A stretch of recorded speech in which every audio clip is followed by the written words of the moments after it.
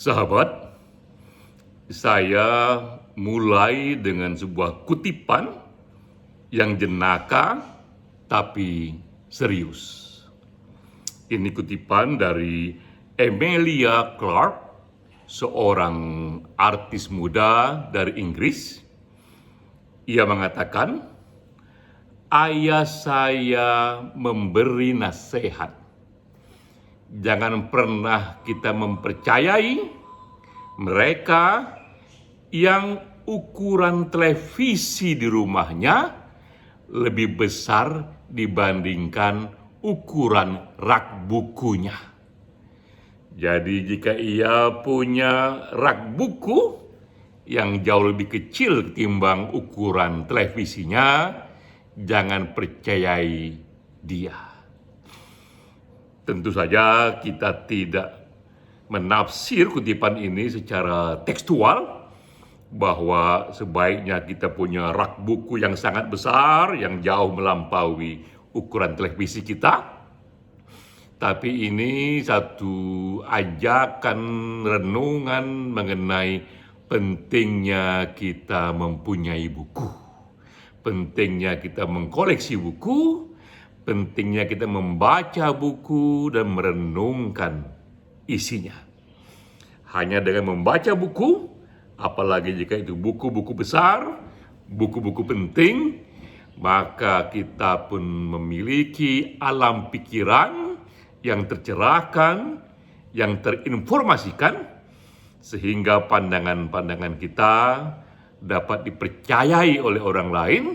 Itu pandangan yang memberi arahan kepada satu situasi yang benar, kepada satu situasi yang mencerahkan. Pentingnya merawat buku, mengkoleksi buku, dan membaca buku. Melalui kutipan inilah kita memasuki diskusi webinar minggu ini. Webinar dari Satu Pena yang ketujuh, judulnya adalah Upaya Merawat dan Terus Menerbitkan Buku Bernilai Budaya. Itu topik diskusi kita minggu ini, dan sengaja pembicara utamanya adalah Dr. Insinyur Ahmad Fahroji, MM. Sengaja kita minta Bro Fahroji yang menjadi pembicara, karena ia adalah pimpinan tertinggi Balai Pustaka. Dan Balai Pustaka kita tahu baru saja merayakan hari kelahirannya yang ke-104 tahun. Bukan main. Ini berarti Balai Pustaka lebih senior dan lebih tua dibandingkan Indonesia Merdeka. Jauh hari sebelum Indonesia Merdeka, Balai Pustaka sudah menerbitkan buku-buku yang memperkaya batin anak-anak bangsa. Bung Fahroji sengaja kita minta menceritakan pengalamannya, karena ketika ia datang memimpin di Balai Pustaka, saat itu dapat dikiaskan Balai Pustaka seperti judul novel Tenggelamnya Kapal Van der Wijk. Hampir tenggelam dia. Datanglah Ahmad Fahroji, ia memasukkan spirit entrepreneurship untuk membangun kembali Balai Pustaka, merawat buku-buku penting yang sudah diterbitkan sejak lama, bahkan sejak sebelum Indonesia Merdeka, dan itu diterbitkan ulang agar dapat menjadi bahan dialog kepada generasi masa kini. Saya akan ceritakan pengalaman saya. Ini satu foto yang saya ambil ketika sekitar bulan lalu. Saya mendapatkan kiriman 30 koleksi yang diterbitkan Balai Pustaka. Ini buku-buku yang minta ampun pentingnya, novel-novel, cerita pendek, juga biografi, juga pandangan dari banyak hal mengenai batin Indonesia. Di buku ini misalnya, di koleksi ini ada buku R.A. Kartini, Habis Gelap Terbitlah Terang, Siti Nurbaya, Ateis, dan banyak lagi lainnya. Saya menerima kiriman 30 koleksi balai pustaka yang diterbitkan ulang, yang diberikan pengantar baru, yang juga tata bahasanya sudah disesuaikan dengan ejaan yang baru. Karena banyak sekali buku ini terbit sebelum Indonesia merdeka dengan tata bahasa yang berbeda. Ketika saya menerima buku ini, saya langsung meletakkannya pada rak buku di kantor saya, dan bisa saya pastikan rak buku di kantor saya jauh lebih besar ketimbang ukuran televisi saya. Dan ketika menerima buku ini, terbayang pada saya langsung saja wajah dua guru bahasa dan sastra saya, yaitu guru bahasa dan sastra ketika saya SMP dan ketika saya SMA. Pertama kali saya mengenal judul buku ini mengenai salah asuhan, mengenai azab dan sengsara, mengenai buku Ateis, ya, juga buku R.A. Kartini, Habis Gelap Terbitlah Terang. Dua guru sastra itu bisa sangat memukau dan membangkitkan pikiran saya, membangkitkan rasa ingin tahu saya. Saya ingat waktu itu saya tunjuk tangan, "Bu Guru, bisakah saya membaca bukunya? Saya pinjam bukunya, saya sangat ingin mendalaminya." Dan Bu Guru berkata waktu itu di SMP, bahkan juga di SMA, bahwa perpustakaan sekolah tidak memilikinya. Karena memang adik-adik, anak-anak di sini tidak wajib membacanya, tapi kami hanya memberikan tahu saja pokok-pokok pikiran dalam buku ini dan apa efeknya buku-buku ini bagi tak hanya perkembangan bahasa, namun juga bagaimana mempengaruhi kehidupan masyarakat.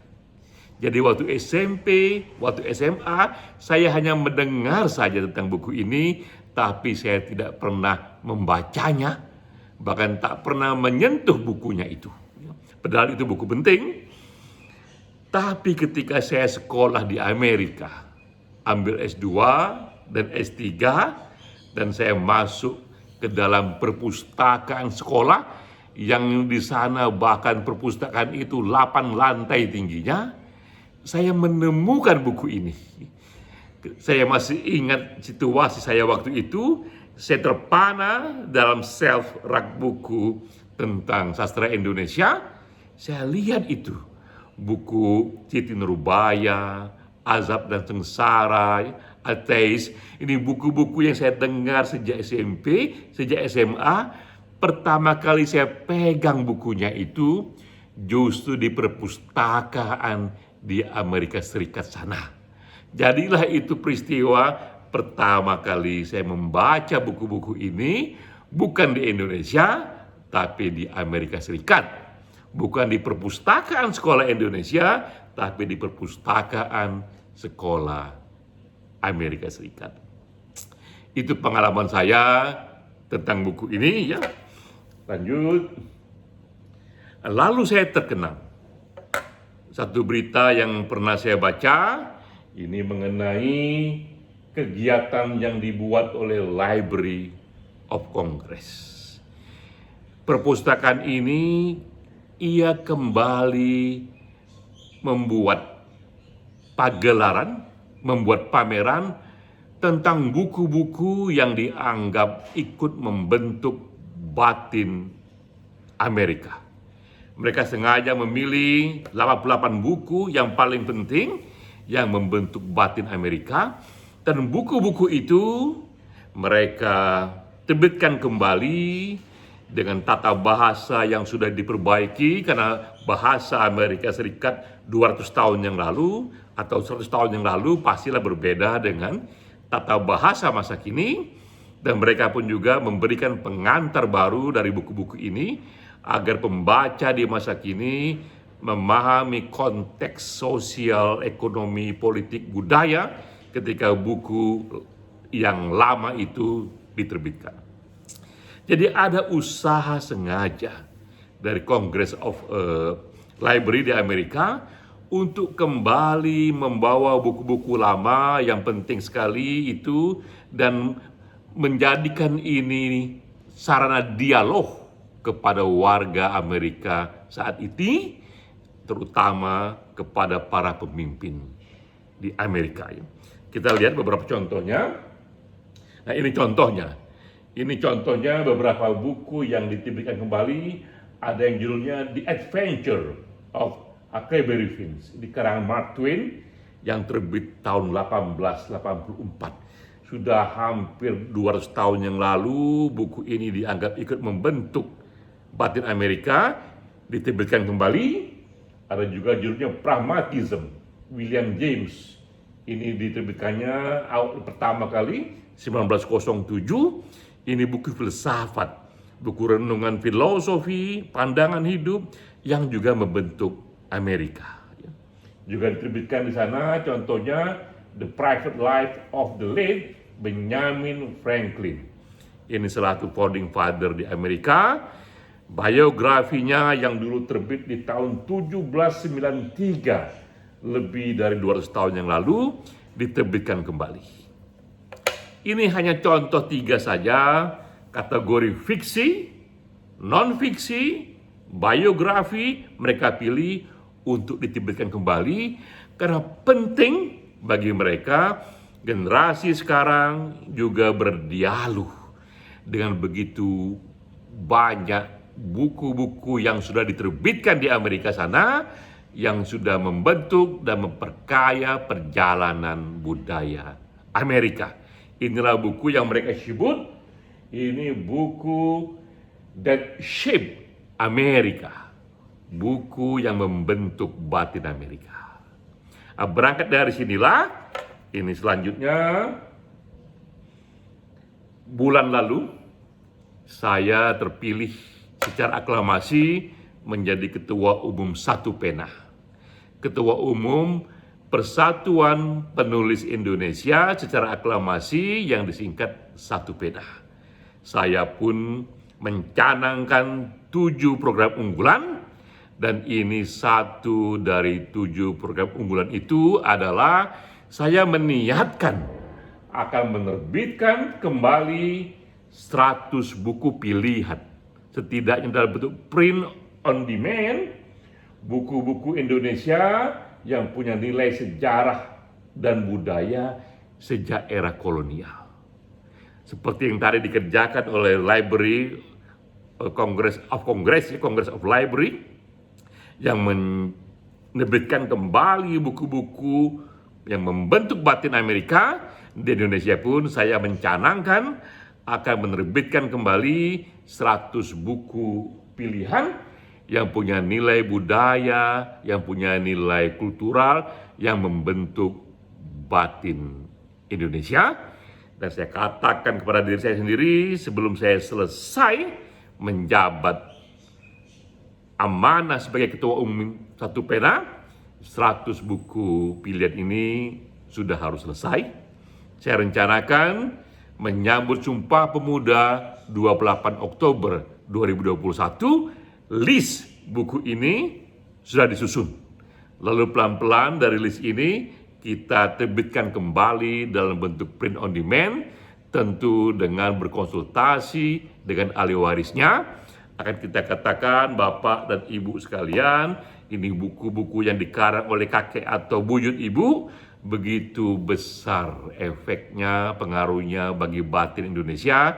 Karena itu izinkanlah kami menerbitkannya kembali, karena generasi sekarang perlu juga diberikan akses untuk berdialog kepada renungan-renungan yang begitu gemilang sejak zaman dulu. Nah, kami sendiri di Satu Pena sudah mengedarkan list di berbagai WA group yang isinya para penulis. List ini kira-kira meminta pandangan mereka, teman-teman sekalian. Silakan teman-teman usulkan, menurut teman-teman buku apakah yang layak untuk kita terbitkan kembali dalam print on demand oleh Satu Pena. Buku fiksi ataupun non-fiksi ataupun biografi yang membentuk Indonesia sejak era kolonial. List itu sudah kami edarkan dan saya dapatkan feedback ada sejumlah lebih dari 200 buku. Nanti akan dibentuk tim ahli menyeleksi semua buku yang sudah diusulkan itu untuk menjadi 100 saja, dan juga ditambahkan juga mungkin dengan judul-judul lain yang belum masuk dalam usulan itu. Bayangan saya dalam list 100 buku itu nanti ada buku-buku di sana. Ini buku karangan Bung Karno di bawah bendera revolusi. Karangan Hatta juga di sini, Demokrasi Kita, juga dari Sultan Syahrir, Renungan Indonesia, Akal Kini, Habis Gelap Terbitlah Terang. Ini buku-buku yang minta ampun berpengaruh membentuk Indonesia. Kadang kita kalau merenungkan tentang the founding father dan the founding mother zaman itu, betapa politisi zaman itu juga seorang pemikir. Bung Karno itu di samping seorang politisi, ia juga seorang pemikir. Di samping ia seorang pemimpin, ia juga seorang penulis. Sama dengan Hatta, sama dengan Sultan Syahrir, sama dengan R. Kartini. Inilah tipologi pemimpin penulis, pemimpin pemikir, pejuang penulis, pejuang pemikir. Dan kita penuh rindu kembali dengan sosok itu, menemukan pemimpin yang juga seorang pemikir, bahkan ia rumuskan pikiran-pikirannya dalam bentuk buku. Di samping buku-buku non-fiksi, kita pun juga akan menerbitkan buku-buku fiksi. Misalnya, udah pasti ini masuk dalam list, buku Hari Anwar, Rendra, Blues untuk Boni, Takdir Alisa Bana, Layar Terkembang, Multatuli, Maksa Fular, juga Pramudia dan Tatur, Bumi Manusia. Karya-karya Pram ini kita tahu di tahun 80-an sempat dilarang karena gelora politik masa itu, tapi zaman sudah berubah. Sekarang ini dilarang-melarang, karena apa pula gunanya kita melarang buku? Telah datang revolusi informasi, teknologi yang begitu canggihnya, yang tak lagi bisa dihalau oleh intelijen manapun. Percuma kita melarang buku di masa kini, karena buku itu akan menyelinap kita dapati melalui medium-medium internet di luar sana. Soal buku Pram, saya punya kenangan yang mengharukan. Seorang sahabat, gara-gara ia mengkoleksi buku Pram, mendiskusikan buku Pramudia Anand Tetatur ini, gara-gara itu ia dipenjara 8 tahun. Itu terjadi di tahun 80-an. Gara-gara ia mendiskusikan buku Pram, ia dipenjara 8 tahun. Lalu di era reformasi, ia sudah bebas. Ia datang ke toko buku Gramedia dan dia lihat di pojok sana buku Pram, Bumi Manusia, dan dia ketawa. Gara-gara buku ini saya dipenjara 8 tahun. Sekarang buku ini bebas dijual belikan. Publik luas dapat memilikinya, mendiskusikannya dari pagi sampai malam. Tak ada hukuman apa-apa. Betapa absurdnya zaman yang berubah. Jadi kita lihat, begitu sejarah kita. Pernah ada era satu buku dilarang, bahkan siapa yang memilikinya bisa dipenjara. Berganti era, buku itu bebas diperjualbelikan. Bahkan buku Pram sekarang ini juga sudah menjadi film layar lebar. Ya. Jadi itu situasi kita sekarang ini. Kita beruntung, dan saya pun juga beruntung, menjadi ketua umum dari satu persatuan penulis Indonesia di era ketika kebebasan sedang merekah-merekahnya. Berarti kita pun berada dalam satu kebebasan yang lebih tinggi untuk bisa mengkoleksi dan menerbitkan kembali buku apapun yang kita anggap memang penting dalam membentuk batin Indonesia, dan tak ada masalah buku itu berada dalam spektrum politik yang begitu luas dari kiri hingga kanan, karena memang begitulah budaya Indonesia, begitulah keberagaman yang ada di Indonesia. Sekali lagi, kembali kita kepada kutipan di awal, jangan mempercayai mereka yang ukuran televisinya di rumah jauh lebih besar ketimbang ukuran rak bukunya. Untuk kasus Indonesia bisa kita lebih detailkan lagi.